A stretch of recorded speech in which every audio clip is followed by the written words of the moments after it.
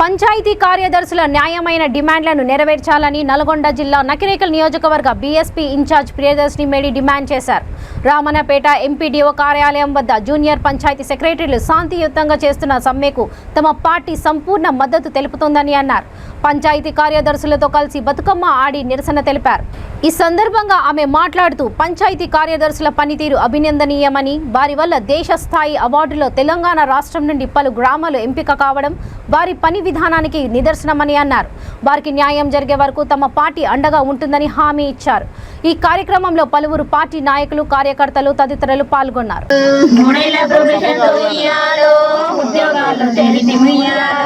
బతుకమ్మ బతుకమ్మ ఉయ్యాలో, బంగారు బతుకమ్మ ఉయ్యాలో, బతుకమ్మ బతుకమ్మ ఉయ్యాలో, బంగారు బతుకమ్మ ఉయ్యాలో, ఎక్కుడెక్కుడే ఉయ్యాలో, ఎలక్షన్ చేసి మేము ఉయ్యాలో, ఎక్కుడెక్కుడే ఉయ్యాలో, ఎలక్షన్ చేసి మేము ఉయ్యాలో, మళ్ళీ ప్రగతులు వచ్చే ఉయ్యాలో, ఊర్లు మెరిసిపాయ ఉయ్యాలో, మళ్ళీ ప్రగతులు వచ్చే ఉయ్యాలో, ఊర్లు మెరిసిపాయ ఉయ్యాలో, పారిశుద్ధ్యం అంటూ ఉయ్యాలో, ఊర్లన్నీ శుద్ధాయ ఉయ్యాలో, పారిశుద్ధ్యం అంటూ ఉయ్యాలో, ఊర్లన్నీ శుద్ధాయ ఉయ్యాలో.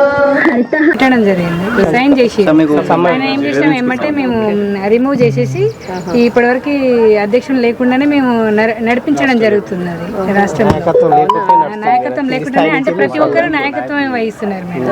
కాబట్టి యూనిటీగా ఉన్నది. అంటే వాళ్ళు కూడా అక్కడ ఉన్నటువంటి ఇబ్బందుల వల్ల పెట్టడం జరిగింది. వాళ్ళు స్వతంత్రంగా వాళ్ళు పెట్టినది ఏం కాదు, కానీ అక్కడ ఉన్నటువంటి పరిస్థితుల వల్ల పెట్టడం జరిగింది.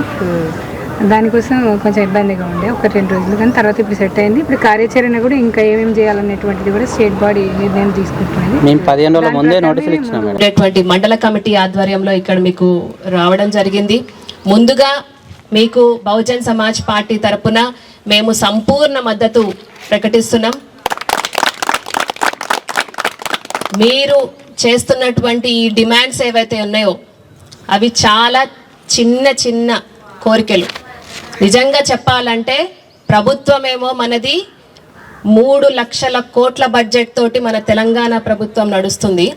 కానీ ఇక్కడ మనము రోడ్ల మీదకి వచ్చి ధర్నాలు చేస్తూ, రాస్తా రోకోలు చేస్తూ, ఇక్కడ ఉద్యోగస్తులు ఇప్పుడు రోడ్ల మీదకి రావాల్సినటువంటి పరిస్థితి ఎందుకు వచ్చింది అనేది మనం ఒక్కసారి ఆలోచన చేసుకోవాలి.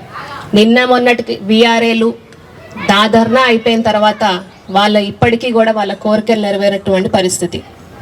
ఇప్పుడు మళ్ళీ మనకి విఓఏల ధర్నా చేస్తున్నారు. అక్కడ కూడా మేము వెళ్ళి వాళ్ళకి సంఘీభావం ప్రకటించడం జరిగింది. ఇప్పుడు జూనియర్ పంచాయతీ సెక్రటరీలు ఈరోజు ప్రభుత్వ ఉద్యోగాలు చేస్తున్నటువంటి ఉద్యోగస్తులకి నెల 1వ తారీఖున కనీసం జీతాలు పడనటువంటి దారుణమైన పరిస్థితుల్లో తెలంగాణ రాష్ట్రం ఉంది. దీనికి కారణం ఏంటి అంటే, ఇప్పుడు మనం తెలంగాణ కోసం సకల జనుల సమ్మెలు చేసాం, రాస్తారోకోలు చేసాం. ఇప్పుడే నేను కొంతమంది